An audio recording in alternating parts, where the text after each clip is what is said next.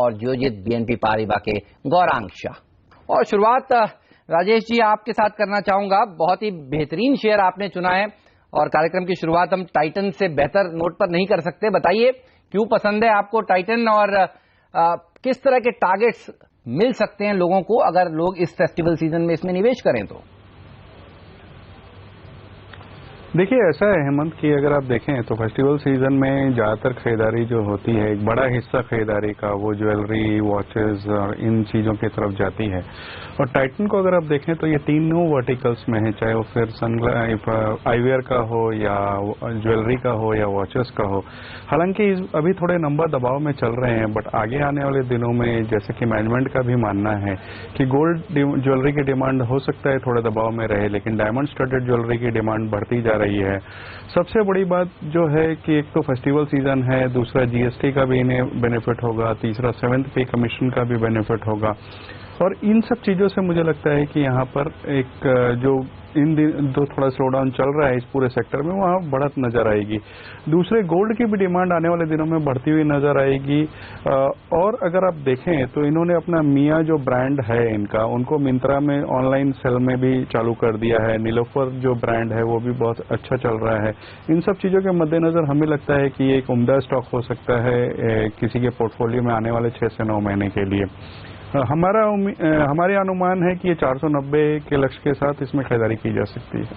490 का टारगेट देखने को मिल सकता है। टाइटन पर रखिए नजर, इस फेस्टिवल सीजन अच्छी तेजी यहां पर देखने को मिलेगी। मैं देख रहा था, पढ़ रहा था कि ये कंपनी अब दरअसल साड़ी के कारण रोज नए लाइफ हाईज बना रहा है। जी हाँ, मैं मारुति की बात कर रहा हूं। ऑटो पैक में जबरदस्त प्रदर्शन दिखा रहा है, वो इन स्तरों पर भी आपको खरीदना चाहिए।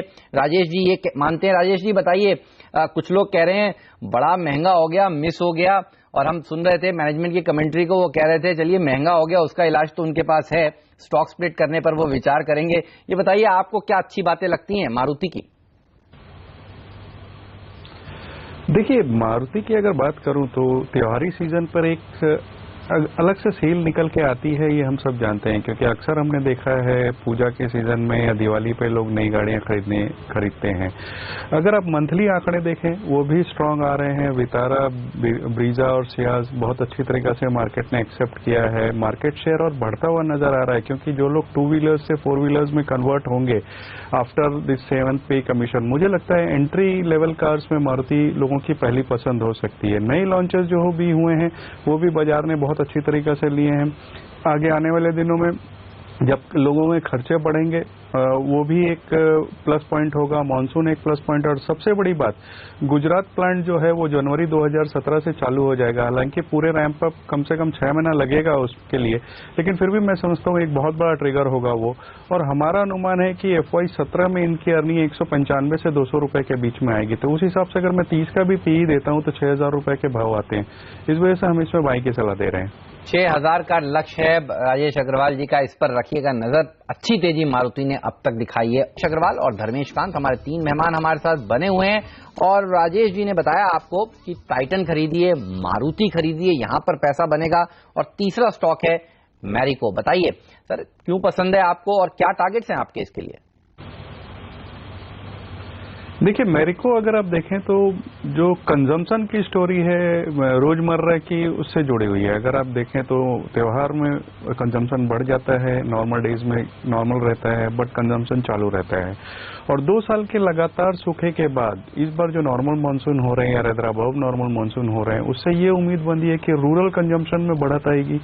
दूसरी तरफ अर्बन कंजम्पशन की बात करूं तो फिर वो चाहे जीएसटी हो, चाहे 7th पे कमीशन हो या लोअर इन्फ्लेशन हो, इन सब चीजों के मद्देनजर यहाँ बढ़त नजर आएगी।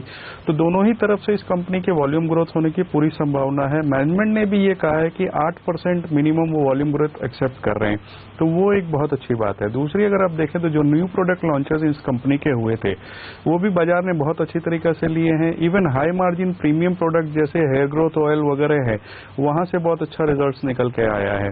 सफोला वाव बहुत अच्छा कामकाज कर रहा है। अगर इंटरनेशनल बिजनेस की बात करूं वहां भी अच्छी बढ़त देखी गई है। नंबर्स बेहद बेहतर आए हैं, 26% के आसपास फुल ईयर में बॉटम लाइन बढ़त आई है।